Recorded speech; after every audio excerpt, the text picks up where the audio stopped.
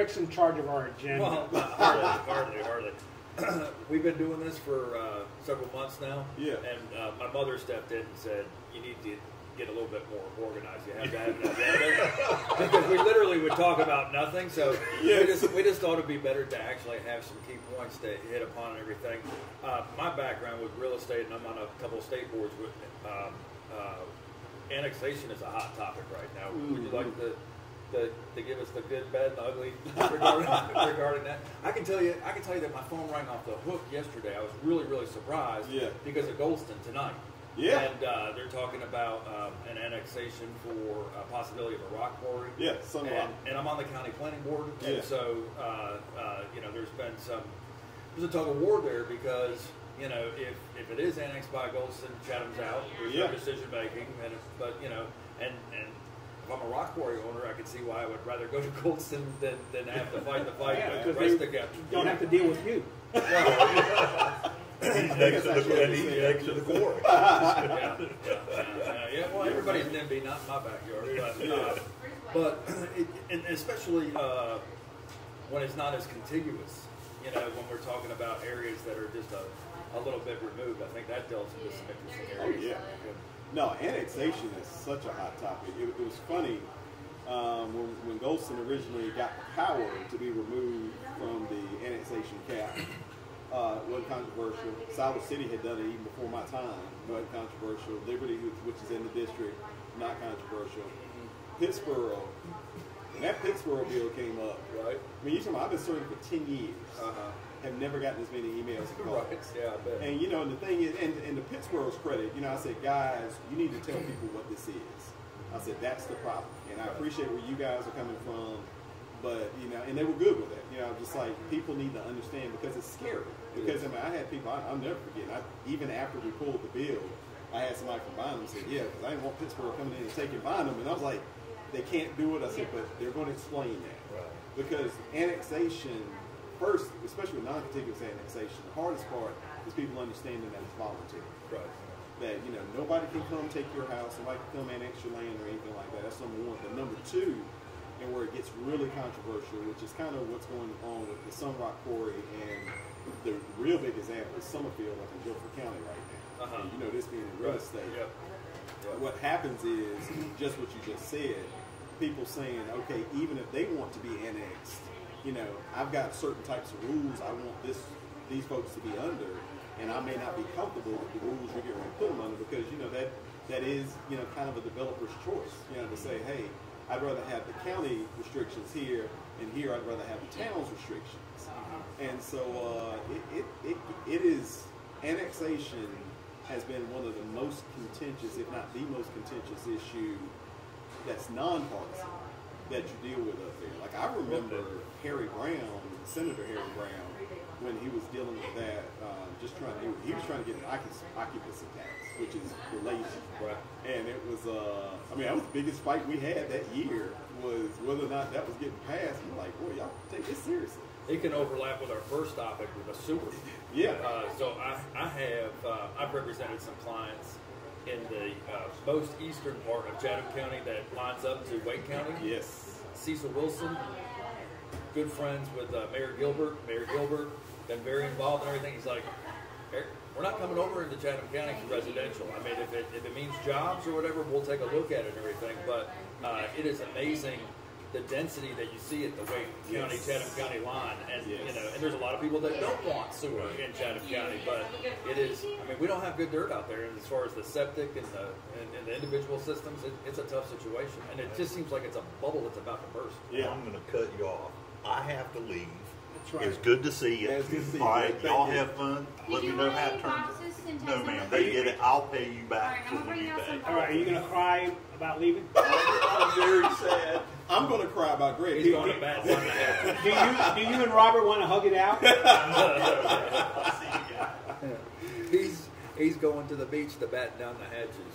His wife's all worried. I think it's going to come here. I think the way the last map I saw, it looks like it's headed straight for us. I don't know if it's going to be so bad at the beach. Well, it's going to be interesting. Wasn't one of your questions on there? What's been your favorite part about the role that you've been playing? The wolf speed. No ifs, ands, or buts about it. VinFast Thank you was so much. cool. You're the best. I appreciate you. And Thank you you know, guys.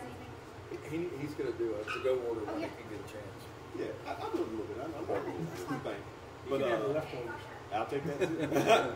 VinFast was the coolest, but Wolfspeed meant the world because I grew up in Sanford and our hangout spot was Siler City, and I know what getting Wolfspeed meant to Siler A City. game changer. Like Game it was, you know, changer. because VinFast, I mean, and you know, to Moncure is going to be a big deal, but the eastern side of Chatham is fine. It's going to be all right. You know, nobody's going to sit here and say, you know, God, the eastern side, what are we going to do?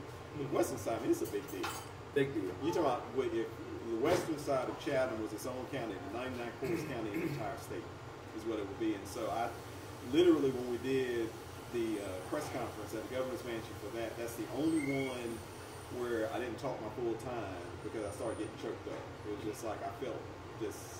Well, they've been really aggressive. We've talked about this before. They've been really aggressive at getting this thing done. Yeah.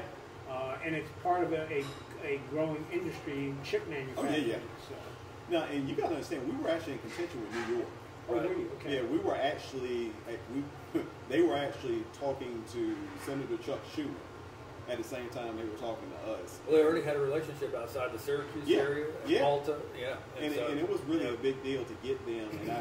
And I say that not because I want people to, you know, clap them on the back or anything, but just understand, yeah, these guys seriously wanted to be here, and that means a lot. You have such a great appreciation for the history. You know, you remember like the golden era of Siler City when it did make stuff, when it did have manufacturing, and then to have that all taken away from them. And Mount Air was nice or whatever, but like that was a little drop in the bucket compared to Wolfspeed. What you had here, I mean, you know, my wife's family, you know, all the Taylor guys, you know, worked at one of the industries up here, and it's wild because I mean, literally, you know, you come from Sanford, you know, to come be in Siler City, you know, to do things. And, you know, I used to come play ball up here, and it was just like all of a sudden it felt like overnight, bam. Yep. And really, what happened with Siler City is a microcosm of what you got to be careful about with North Carolina, in the sense of what always worries people, and you're gonna see this tonight in Goldston, and you know, for good and for bad, is people are always worried about growth.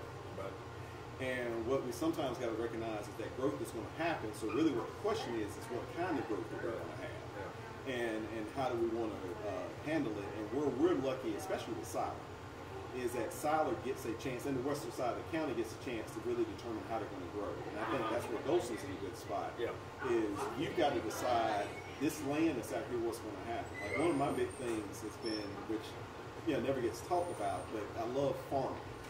My grandfather used to farm, and I know about all the farms that were up here. And so one of the things that you get caught up in is you can build the greatest business in the world. That doesn't mean your kids are going to want to do it. And that doesn't mean that you're going to have somebody take it over. And so the challenge that we've had on the western side of the county is some of this farmland, you know, the people just haven't wanted to keep it. And you can't stop them from selling. I mean, you know, you can't say, oh, you got to keep that, you know, even if you don't want to farm. And so trying to help people walk through, hey, these are the steps and the things we've got to look at so we can decide what kind of growth. Is it going to be industry out here? Do we want residential growth? And of course, you know, as a state official, you know, I know that industrial growth helps our tax base, and that means I can lower your personal taxes and your property taxes. But I also understand as a resident, you know, how, you know, I'd rather have Gene as my neighbor than some big plant.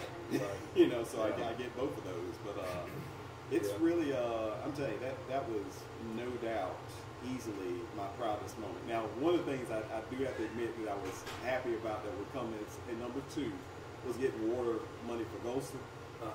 Because, my gosh, you know, Goldston's entire budget is less than it took to fix a couple of houses.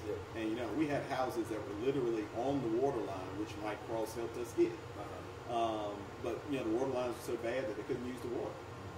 And so, you know, getting those opportunities means a lot. So it's really, I just like helping folks. And I know that sounds cliche, especially these days, but if you got everything out of politics that's bad and said, you know, what is it fundamentally that you do? What I like is figuring out how government can stay out of the way and where government can step in and say, hey, we can give you a helping hand and make things better. Well, one of the things I definitely appreciate, and just, I mean, this is such a tiny percentage of what I don't think people realize the amount of time that you have to put in. It's just unbelievable to me. It's incredible. I'm on the state commercial board. We had a legislative meeting with you all in Raleigh, and it is just, I mean, all we're concerned about are real estate issues, but you guys have such a big constituency, so many different issues. You have so many, I mean, everybody, of course, whenever somebody comes to you, their issue is the most important issue, right? Yeah. And it's a lot to put on your shoulders. No, it is, and the thing is that the hardest part is that you're going to disappoint somebody, you're going to make somebody upset, but I think what I've loved and really where I've been lucky in Chatham is that folks get it and they understand. Like we've had issues come up, and to have somebody come up to you and say, "Hey, look, I know we're not going to be able to get this done. I appreciate that you took the time to listen to us, have this conversation, and and gave it an effort." Well, I mean, I deal with this in real estate. I can't imagine how you deal with this in politics. When we look at our country as a whole, people talk about red and blue, but it's really rural, urban. You look at North Carolina, it seems to be the same way. Yeah. They talk about red and blue, but it's again, it seems to be rural and urban.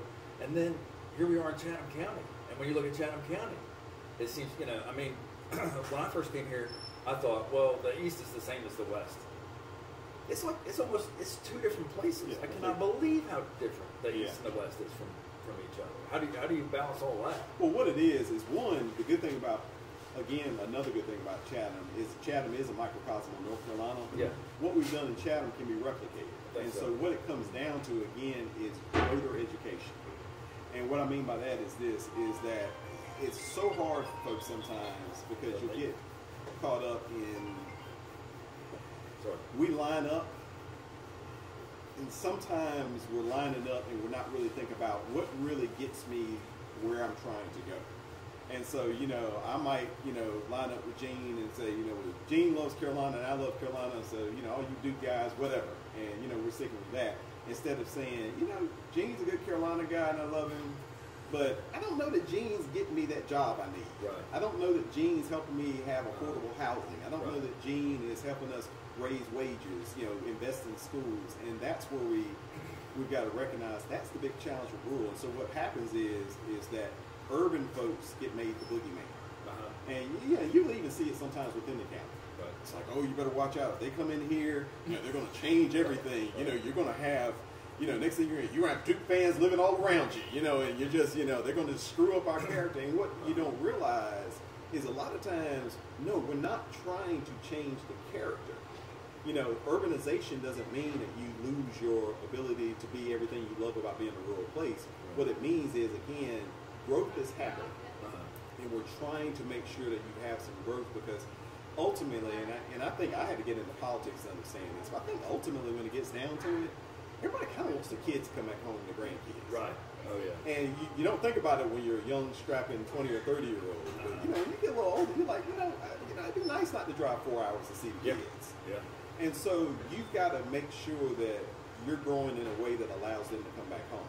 That's a huge issue in our area. I mean, I was a coach and a teacher at Northwood, and one of my favorite and heartbreaking phone calls at the same time is when I have a former player or student that says they want to come back here, but they can't afford to come back here.